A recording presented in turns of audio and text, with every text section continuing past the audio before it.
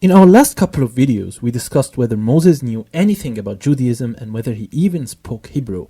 But today, we're taking things a step further. What if Moses wasn't even an Israelite? Sounds crazy, right? Well, hold on tight, because this hypothesis could change everything you thought you knew about this legendary figure.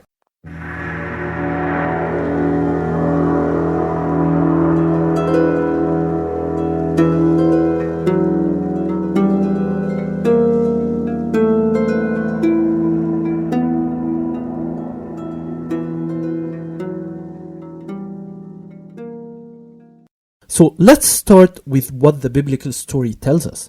According to the book of Exodus, Moses was born into an Israelite family but raised by the daughter of Pharaoh as an Egyptian prince. From his earliest days, Moses is described as living in the Egyptian royal court, immersed in the culture, language, and life of ancient Egypt.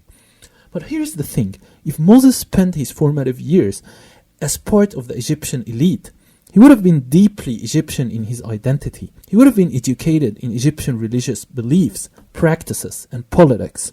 It's possible that his connection to the Israelites, as described in the Bible, was minimal at best. So what if Moses wasn't an Israelite by heritage or by allegiance? Now, some scholars have suggested that Moses might not have been an Israelite at all.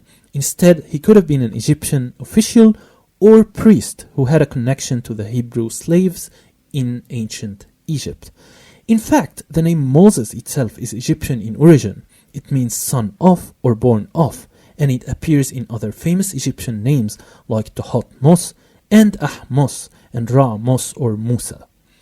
While the biblical narrative connects Moses to Hebrew roots, the name itself has nothing to do with the Israelite tradition. This opens the door to the possibility that Moses was actually an Egyptian, either by birth or by identity, who later became linked to the Israelites through the Exodus story. It's important to highlight that by the time Moses supposedly lived, there were many immigrants coming from West Asia, including the Canaanite land, to ancient Egypt. So Moses could have had an Egyptian father and a Canaanite or West Asian mother, or the other way around. Think about it. Moses is raised in the Egyptian royal court. He's given an Egyptian name, and yet he's somehow supposed to lead a group of Hebrew slaves out of Egypt. What if Moses' story was reinterpreted later and his Egyptian origins were downplayed or even rewritten to fit the narrative of the Israelites? Let's take a step back and look at the Exodus story itself. Some scholars argue that the Exodus might not be a historical event at all, but rather a myth developed later in Israelite history. The story of Moses leading the Israelites out of Egypt serves as a powerful origin myth, explaining how the Israelites became a people and escaped slavery. But if Moses wasn't an Israelite, what was his role? It's possible that the story of Moses was a piece of political propaganda designed to create a sense of unity and identity for the Israelites. Moses, the outsider, becomes the perfect heroic figure to lead them.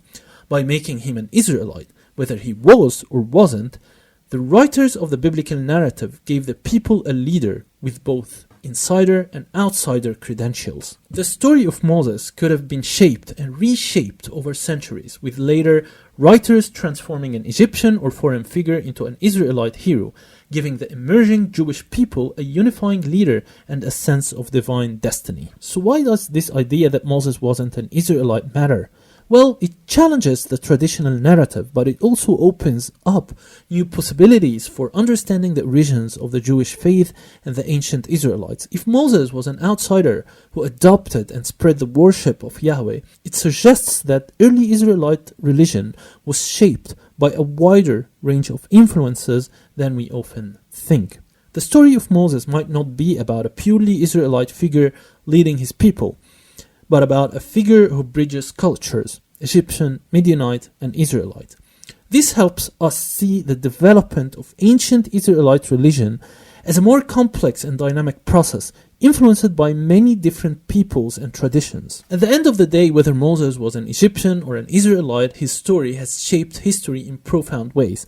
But by exploring these different possibilities, we gain a deeper understanding of how ancient myths and legends are often far more complex than they first appear.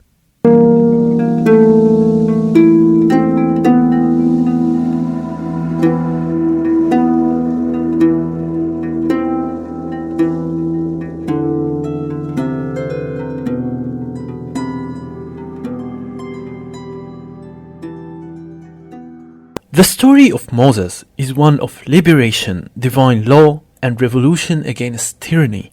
But what if the very foundation of his beliefs was shaped by the place, environment, and culture he grew up in the heart of ancient Egypt? Moses would have been educated in the vast knowledge of the ancient Egyptians, their science, culture, and of course, their religion. The ancient Egyptian king Akhen Aten, a revolutionary figure in the ancient Egyptian history, around the 14th century BCE, Akhen Aten called for some form of monotheism, centering around the worship of Aten, symbolizing Aten by the sun disk, and Aten's effect in the universe by the sun rays. Could Moses, during his time in Egypt, have been exposed to Akhen Aten's radical religious reforms? Many scholars suggest that the concept of monotheism, which later emerged in Moses' teachings, may have roots in Akhen Aten's unique and short-lived religious experiment. Or was it the other way around? Hold on to that thought. We'll get back to it soon. Some historians point to the striking similarities between the Ten Commandments and the 42 negative confessions from Egypt's Book of the Dead, a series of moral do-nots recited by the deceased in their journey to the afterlife. Could Moses have adopted these ancient Egyptian principles to create his famous laws? It's plausible that Moses was impacted by the religious environment he was immersed in. The idea of one God, a core belief in Judaism, could have been influenced, at least in part, by Akhen Aten's revolution.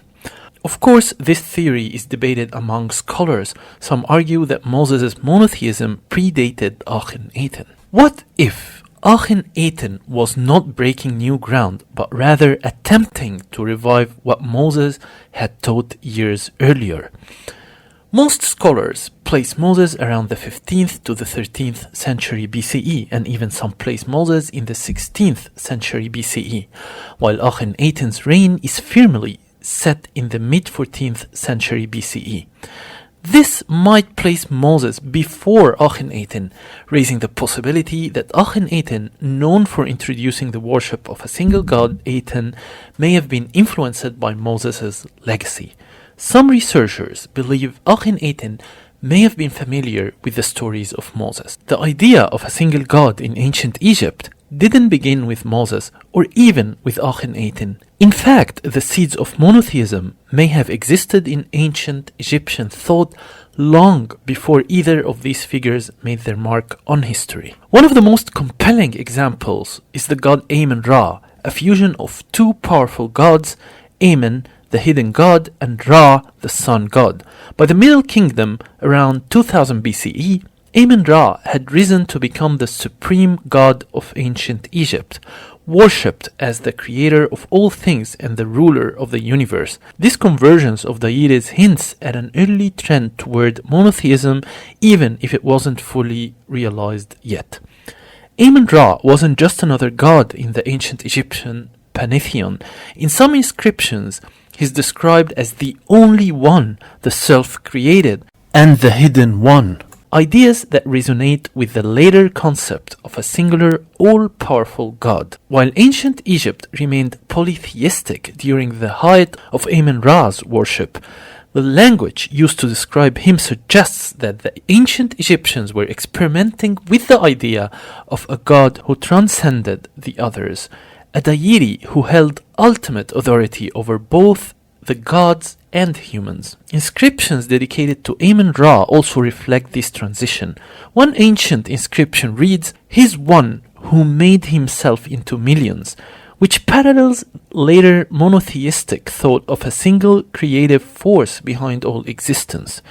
This suggests that while ancient Egypt's official religion remained polytheistic, the groundwork for a more monotheistic interpretation of divinity was already being laid. So when Akhen Aten rose to power and attempted to introduce Aten as the sole god of ancient Egypt, was he truly starting something new, or was he reviving an older tradition of elevating a singular universal god, one that had existed quietly within ancient Egyptian religious thought? Egypt had long flirted with the idea of monotheism, whether through the supreme rule of Amun-Ra or Akhen Aten's radical reforms. In both cases, there is evidence that ancient Egyptians were beginning to think about the divine in more singular terms, laying the foundation for later monotheistic religions like Judaism and Christianity. Long before Moses or Akhen Aten, the ancient Egyptians were developing complex theological ideas.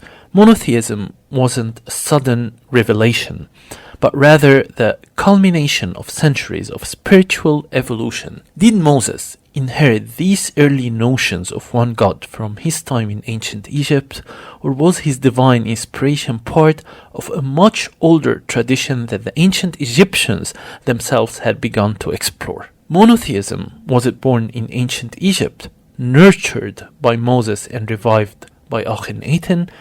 What we do know is that the idea of one God has deep roots in the ancient world and in ancient Egypt, shaping history as we know it.